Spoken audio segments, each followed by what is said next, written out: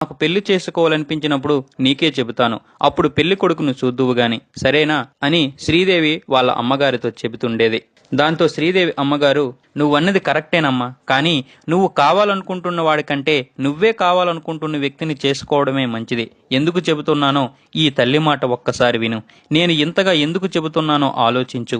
ఇన్ని విధాలుగా ఆలోచించినా నువ్వు బోనీని పెళ్లి చేసుకోవడమే మంచిది. నా కోసం కాదు. నేను ఈవేళ ఉంటాను, రేపు పోతాను. ఇప్పటికే నా ఆరోగ్యం బాగుండడం లేదు. తరచూ వచ్చే ఈ తలపోటును భరించలేకపోతున్నాను. ఎప్పుడేమవుతుందో తెలియదు. నీ మంచి కన్నా ఒక తల్లిగా నాకు కావలసింది ఏముంటుందమ్మా?